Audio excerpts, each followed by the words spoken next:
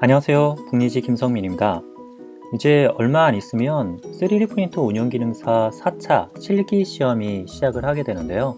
그에 앞서서 도움이 될까 해서 저의 실기시험 탈락했던 경험, 그리고 실제로 실기시험장에서 어떤 일이 벌어지고 있는지, 어떻게 진행이 되는지 한번 정리해서 알려드리는 시간 가져보도록 하겠습니다. 큐넷 사이트에 올라온 자료에 따르면 지난 실기시험의 합격자가 56.4%라고 합니다. 이거는 일반적으로 자격증 시험의 기준으로 보면 상당히 합격률이 높은 편이죠. 그런데 2019년 첫 번째 가졌던 실기시험에 저는 56.4%에 들지 못했습니다. 네, 당연히 저는 여기에 들 줄 알았는데요. 그러지 못했던 이유, 그리고 시험을 치고 와서 카페나 이런 곳에 올라온 다양한 후기들을 기반으로 해서 어떤 탈락자가 있었는지 그것들을 저의 경우와 더불어서 한번 공유 드려보도록 하겠습니다. 실기 탈락자의 몇 가지 유형이 있는데요. 첫 번째로는 실기시험 예시에 있는 번호를 모델링에 새겨 넣는 그런 것 때문에 탈락하신 분이 있습니다. 이것은 무슨 뜻이냐면 시험지에 보면 비번을 각인하도록 되어 있습니다.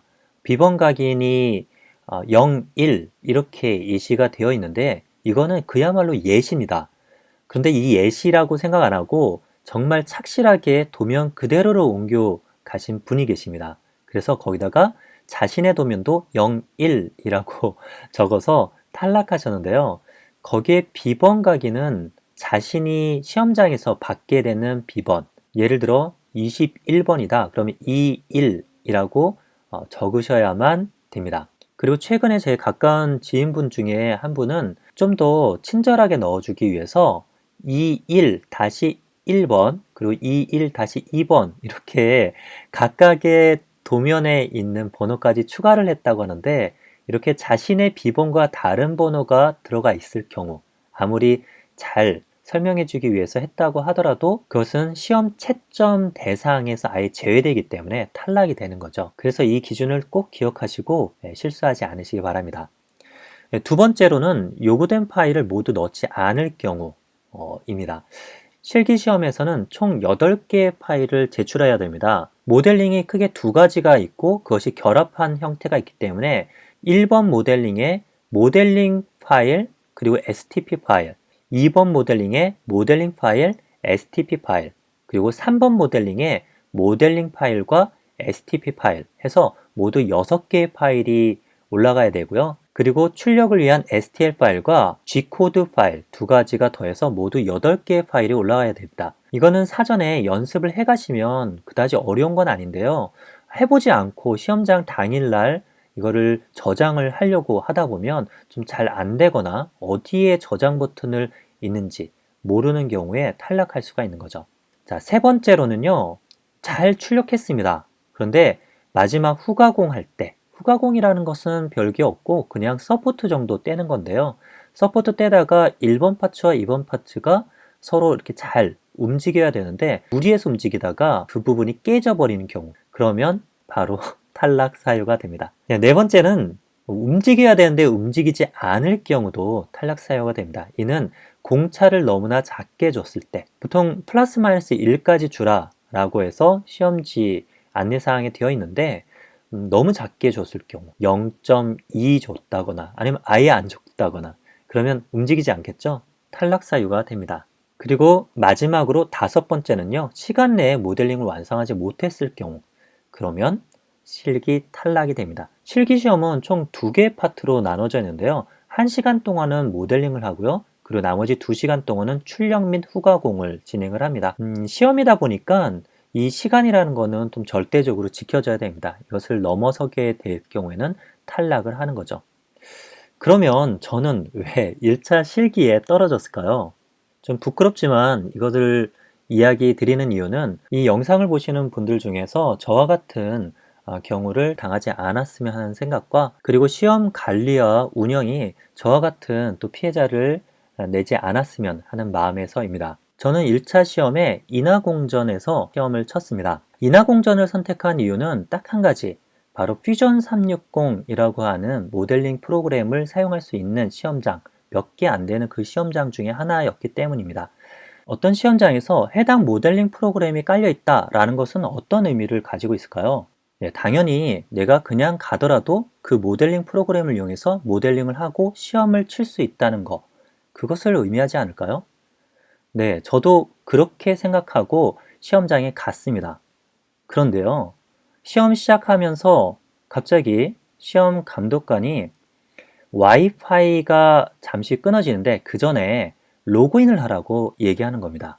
아, 평소 퓨전 360을 로그인을 하는 상태에서 로그아웃을 한 번도 해본 적이 없기 때문에 내가 어떤 계정으로 어, 로그인을 했는지 네이버도 있고 다음도 있고 구글도 있고 이메일 주소가 많잖아요. 그 중에 분명히 하나로 계정을 등록을 했을 텐데 어떤 계정인지 잘 기억이 안 나는 겁니다. 일단 첫 번째 당황. 하지만 간신히 찾아서 어떻게 로그인이 됐습니다. 네. 그리고 나서 휴대폰 인증도 해야 되기 때문에 그때까지는 휴대폰을 가지고 있다가 와이파이가 끊기고 나서 와이파이가 아니라 네트워크 랜으로 연결해서 중앙에서 차단하고 킬 수 있게 하더라고요.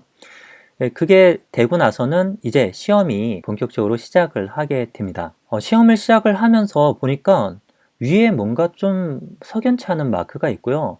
제가 저장 버튼을 한번 찾아보려고 했더니 저장이 안 되는 겁니다. 뭐 다른 파일들은 되는데 중요한 STL 파일 저장이 안 되는 거죠. 와, 이게 내가 아무리 시간을 내서 다 완성을 했다고 하더라도 STL 파일 저장이 안 되면 그건 탈락이지 않습니까? 그래서 뭐가 문제지 하고 가능한 방법을 다 찾아봤지만 없었습니다. 알고 보니까 제가 급하게 생각해서 등록했던 거는 예전에 팅커캐드를 할 때 등록했던 아이디였던 거죠. 근데 그 팅커캐드 할 때 했던 아이디 비밀번호로 들어간 계정은요, 퓨전 360은 term has expired, 이미 사용이 정지된 계정이기 때문에 STL 파일 저장이 안 되는 거였습니다.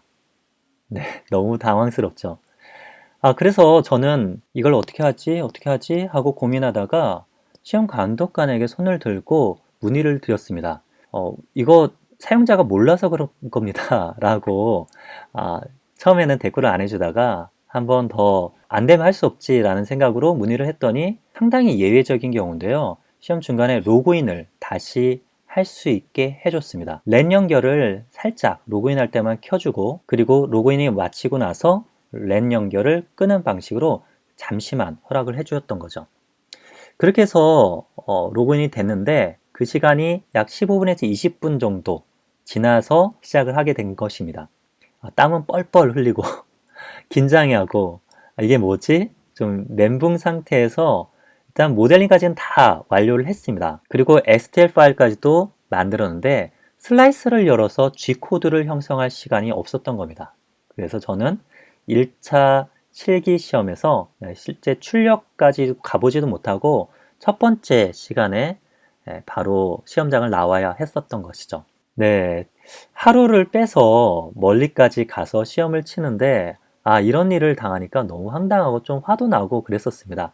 그런데 조금만 더 생각해보면 제가 그 당시 미리 사전에 접속이나 로그인까지도 감안을 하고 준비를 했다면 이런 일은 없었겠다 싶은 생각에 저의 준비의 부족을 좀 반성하게 되더라고요.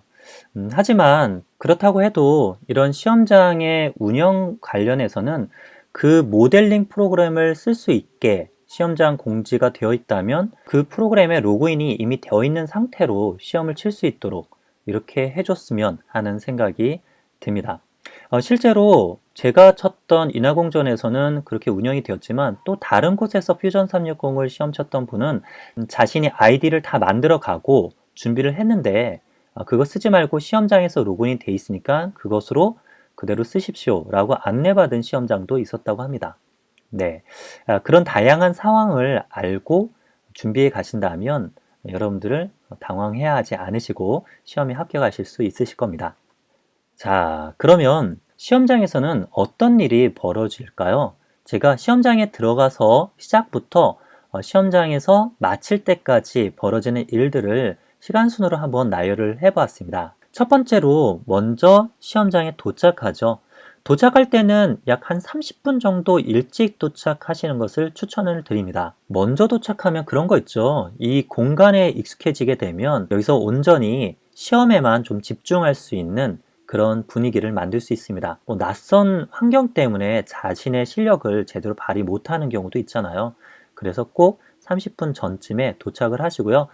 도착을 했을 때 그때 좀 더 일찍 도착을 하신다면 그 시간대에 감독관이나 시험 관리자가 없을 수도 있습니다. 그래서 그 주변에 있는 내가 직접 출력할 프린터들을 한번 만져볼 수 있는 기회도 가질 수가 있는데요. 저도 인하공전에 갔을 때 처음에 프린터를 갖다가 직접 이렇게 눌러보고 히팅도 해보고 했던 기억이 납니다. 그렇게 되면 내가 시험 치는 프린터에 대한 좀 더 자신감을 얻을 수 있지 않을까 생각합니다. 두 번째로는 자리에 앉게 되면요. 처음에는 그냥 무작위로 앉습니다. 편한 자리, 오는 순서대로. 그때는 감독관이 오기도 전이었을 수 있으니까 어디 앉으라 이런 말도 없는데 테이블에 보면 비번이 적혀 있더라고요. 번호가 몇 번 있는데 내 번호도 모를 뿐더러 그냥 편하게 앉습니다. 그리고 나서 감독관과 관리자가 이제 들어오면서 시험 분위기가 형성이 되는데요. 여기서 감독관이라고 제가 지칭한 사람은 산업인력공단의 시험 진행 전문가입니다. 이분은 3D 프린터 운영 기능사에 관련한 시험은 모르지만 시험을 진행하는 것에 전문가이기 때문에 시험을 어떻게 해야지 부정행위가 없고 공명정대하게 치를 수 있게 하겠는지 이런 것에 준비되신 분이시고요. 그리고 또 그 외에 관리자들이 있습니다. 관리자는 시험을 치는 곳이 바로 메이커스페이스나 이런 프린터를 갖다 놓고 운영하는 곳이기 때문에 그 운영하는 프린터를 관리하는 사람이 필요하겠죠. 뭔가 작동에 문제가 있다거나 아니면 위급사항이 발생할 때 빠르게 조치할 수 있는 기기 전문가들이 있습니다. 그래서 그런 분들이 계시고요. 그리고 현장에 시험 관리 감독을 위해서 또 오신 그런 알바 형태로 교수님이나 이런 분들이 계시더라고요. 그래서 한 3, 4명 정도가 시험 현장에 관리자로 있었습니다. 시험을 칠 사람과 감독관, 관리자들이 다 배치가 되고 나면요. 수험자들을 앞에서부터 나오라고 해서 번호표를 뽑습니다. 그리고 번호표를 뽑으면 2자리 숫자로 되어 있는 비번이 나옵니다. 예를 들어 06 이렇게 뽑았다 하면 감독관이 갖고 온 어떤 가방 같은 게 있는데 가방을 열면 거기에 스마트폰을 꽂을 수 있는 거기도 비번이 1번부터 해서 쭉 나와 있습니다. 거기서 06번에다가 자신의 스마트폰을 꼽습니다. 그리고 반납을 하는 거죠. 그리고 해당 번호의 책상으로 자리를 옮깁니다. 원래 책상의 자리에 이렇게 번호가 붙어 있었다고 했죠. 그때 자리를 옮기는 거죠. 이거는 친한 사람끼리 옆에 붙어서 부정행위 이런 걸 방지하기 위해서 랜덤하게 자리 배치하기 위한 방법인 것 같은데요. 제가 2번째 실기시험을 쳤을 때 그때는 이런 과정이 없이 자신이 원하는 자리에 앉아서 진행을 하고 그 자리가 자신의 비번이 되는 이런 방식으로 진행하기도 했었습니다. 그리고 이때 뽑은 자리 번호 그리고 뽑았던 번호 이것은 모델링에 새겨놓을 비번이 된다는 것 01 대신에 자신이 뽑은 번호를 꼭 넣어주시기 바랍니다. 그리고 노트북을 갖고 온 사람은 뒤로 나오라고 하면서 노트북 검사를 진행하게 됩니다. 저는 과연 이 노트북 검사를 어떻게 진행을 할까 상당히 궁금했었는데요. 2번째 시험에서는 저는 노트북을 포맷해서 가지고 갔었습니다. 그런데 그때는 감독관이 돌아다니면서 노트북 있는 사람한테 와서 검사를 하는 방식으로 진행이 됐습니다. 전체 파일을 열어서 보거나 이런 거는 없고요. 감독관이 가지고 있는 USB 메모리 스틱이 있는데 그거를 USB에 꽂고 그 안에 있는 실행 파일을 돌립니다. 그러면 이 노트북에 대한 정보들을 읽고 파악해서 여기서 부정행위가 될 파일이 있는지 혹은 포맷이 언제 되는지 이런 것들을 검색하게 되는 거죠. 저는 그때 가져갔던 노트북이 맥이었기 때문에 감독관이 가져온 exe 파일이 실행이 안 되는 겁니다. 그래서 저는 포맷도 해가고 막 그랬지만 결국에는 PC 검사를 안 한 채로 시험이 진행되는 그런 일도 있었습니다. 그리고 노트북을 가져오신 분 중에 이때 결정할 수 있습니다. 내 노트북을 이용해서 시험을 치를지 아니면 현장에 있는 PC가 더 좋을 것 같아 라고 하면 그때 바꿀 수 있습니다. 노트북을 안 쓰기로 결정을 내리면 그 이후부터는 자신의 노트북을 쓰지 못하고 현장에 있는 PC를 이용해서 시험을 치를 수가 있습니다. 이렇게 자리 배치와 노트북을 가져온 사람의 노트북 검사가 끝나고 나면 감독관이 실기시험지를 나눠줍니다. 여기에는 실기 도면이 있고 또 진행 유의사항 등이 있는데요. 이렇게 나눠주고 나서 바로 시작을 못하고 감독관이 유의사항에 대해서 그리고 채점 기준이나 뭐 탈락자 처리 뭐 이런 거에 대한 이야기들을 그 유의사항에 대한 내용을 하나씩 하나씩 다 읽어줍니다. 제가 추천드리는 방법은요, 그 내용은 이미 큐넷 사이트에 올라온 것이 있습니다. 먼저 그것을 읽고 가셨다면 현장에서 그거를 다 파악하려고 애쓰지 않으셔도 되지 않을까. 오히려 한 번 더 듣는다고 하더라도 명확히 시험에 대한 세팅, 상태를 파악할 수 있는 계기가 되지 않을까 해서 먼저 한번 읽고 가시기를 바라겠고요. 읽고 갔기 때문에 조금 여유가 있다 하시면 그때 작업은 할 수 없지만 도면을 보면서 머릿속으로 어느 면을 기준으로 스케치를 하고 익스트루드를 하고 결합은 어떻게 하고 등등의 모델링 관련의 순서 같은 것들을 시뮬레이션을 먼저 하는데 그 시간을 활용해 본다면 여러분들 시험 치는데 굉장히 도움되지 않을까 싶어서 팁으로 말씀드립니다. 그리고 유의사항 안내가 끝나게 되면 이제 모델링을 시작을 하는데 모델링 시작하기 전에 칠판에다가 몇 시에 이제 시험이 시작됐으니까 몇 시까지 진행한다 라고 시간 표시를 하고 시작을 하는 거죠. 시작하게 되면요, PC 바탕화면에 자신의 비번 폴더를 만들라고 하고요, 그곳에 모델링한 파일을 저장하게 됩니다. 시험 중에 신분증 검사가 있으니까요, 감독관이 자기한테 오게 되면 그때 얼굴을 들어서 신분증과 자신이 동일한 사람이라는 것만 보여주면 되겠습니다. 자, 이제 모델링도 끝났고요. 그래서 8개 파일을 다 완료했다면 감독관이 나눠준 USB 파일을 거기다 담고 PC 폴더는 삭제하고 이렇게 과정이 있습니다. 제가 첫 번째 인하공전에서 진행할 때는 각 비번별로 USB를 다 준비해서 나눠줬습니다. 당연히 그래야 될 걸로 생각을 했는데 어떻게 된 게 두 번째 할 때는요, USB를 하나를 갖고 오셨더라고요, 감독관이. 그리고 해당하는 프린터에 출력을 하기 위해서는 그 USB를 가져다가 프린터에다가 꽂아서 실행을 시키고 다시 그걸 빼서 다음 사람한테 또 USB를 담도록 하는 이 과정을 계속해서 반복을 해야 했습니다. 굉장히 비효율적이죠. 한 사람이 USB를 저장하고 프린터까지 가서 꽂고 하는데 한 3분 정도가 걸렸기 때문에요. 한 10명이 시험 보는데 마지막 사람은 일찍 끝났다고 하더라도 한 30분을 더 지나서 시험을 시작해야 되는 그런 일이 있었습니다. 아마 시험 초기라서 이런 운영에 이런 문제들이 있었지 않나 싶은데요. 뭐 시험 자체의 공정성에는 크게 뭐 문제가 없다 그래서 어떤 뭐 이의제기나 뭐 이런 거는 하진 않았는데 이런 부분도 좀 잘 관리가 됐으면 하는 마음이 듭니다. 그렇게 하고 나면요, 이제 2시간 동안의 출력 그리고 후처리 작업이 진행이 됩니다. 여기서 만일 내가 처음에 하다 보니까 출력 방해 잘못됐다 해서 G코드를 다시 수정하려고 이전 시간으로 돌아갈 수가 없습니다. 그러니까 PC를 이용해서 다시 G코드를 슬라이싱만 다시 할게요, 이렇게 안 된다는 것이죠. 첫 번째 시간에 모든 것들을 완전히 완벽하게 해놓고 그 다음에 두 번째 시간에는 그것을 그냥 출력만 하는 시간이 되는 겁니다. 실제 3D 프린터를 출력하고 하다 보면요, 슬라이싱이 조금 이렇게 바뀌면 더 좋겠다 싶어서 다시 한번 슬라이싱하고 출력 걸고 이런 경우 많이 있거든요. 그게 바로 3D 프린터 운영의 묘미이기도 할 것 같은데 시험장에서 이런 것들이 못하게 한다는 게 조금 아쉽기는 했습니다. 자, 그리고 통상적으로 뭐 20분 세팅, 1시간 30분 출력, 10분 후가공을 공지를 하는 경우도 있는데 이렇게 만약에 여러분들이 공지를 받았다 하면 바로 이의 제기를 하셔야 됩니다. 왜냐하면 여러분이 만일 출력 시간이 1시간 31분 걸려서 출력이 됐다 라면 이 기준에 따르면 탈락인 거죠. 실격입니다. 하지만 시험 안내사항에는 분명히 2시간, 전체 시간 2시간 안에 마무리 지으면 된다 라고 되어 있기 때문에 이 시간은 이렇게 정해지지 않아도 된다는 것이죠. 2시간만 맞추시면 됩니다. 그렇지만 처음에는 이렇게 공지를 해서 시작하는 시험장도 있었다고 하더라고요. 그리고 심지어는 한 번 하고 좀 이상하니까 다시 한번 출력하겠습니다 라고 했는데 탈락이라고 하면서 내보낸 데도 있었다고 합니다.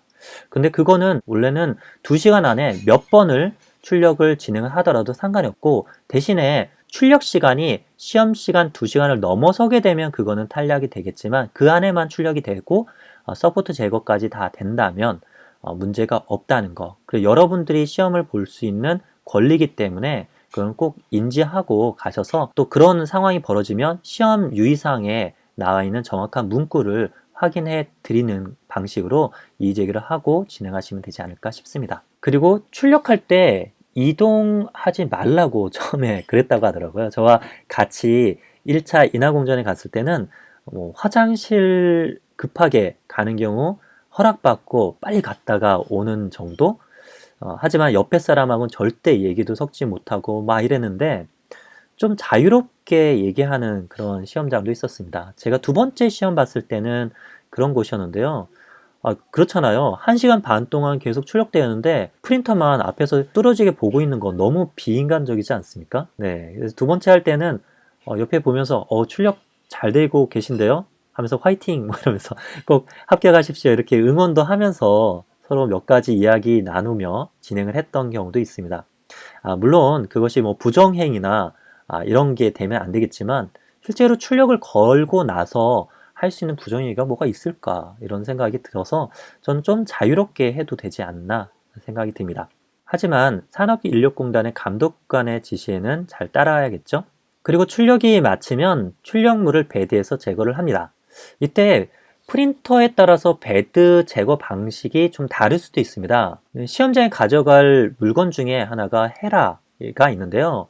시험장의 그 메이커스페이스의 프린터 관리자가 상주하고 있을 텐데 그 관리자들 중에는 메탈로 막 긁고 하다 보면 배드가 손상이 되기 때문에 개인이 가져온 메탈로 되어 있는 헤라를 사용하지 말고 거기에 비치해 놓는 플라스틱 헤라를 사용하라 라고 하는 시험장도 있습니다. 관리자가 다 끝나면 얘기하시라 이런 데도 있고요. 시험장마다 다 다를 수는 있습니다. 하지만 시험장에 있는 프린터를 미리 사용해 볼 수 있는 부분이 있다면 미리 프린터 배드는 어떻게 제거하는지 숙지하고 가시면 큰 도움이 되겠습니다.